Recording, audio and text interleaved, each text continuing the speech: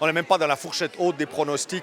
Il n'y avait aucun pronostic qui dépassait 80%, donc c'est une énorme surprise.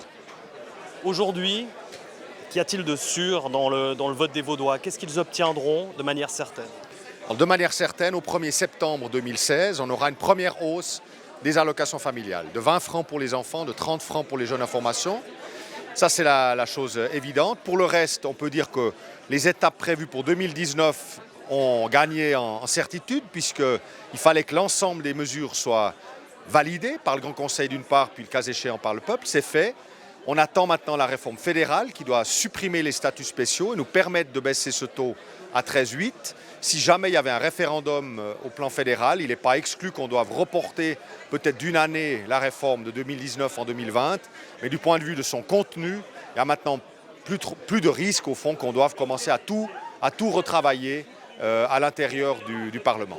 Je suis les débats fédéraux évidemment avec une grande attention. Je débat avec les parlementaires fédéraux, socialistes, qui, et je le comprends, souhaitent limiter les pertes fiscales. C'était aussi notre but d'ailleurs dans le canton de Vaud. C'est comme ça que nous avons aussi travaillé. Donc je crois que je leur fais toute confiance pour travailler dans ce sens-là.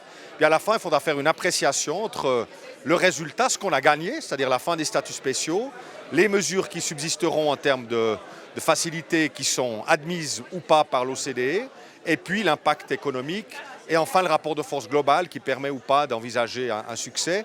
Donc tout ça, je fais toute confiance aux parlementaires fédéraux et je suis ce débat. Si j'ai une opinion très très claire, je l'exprimerai, sinon je suivrai ce débat avec attention, en attendant que ce soit le go définitif pour nos réformes.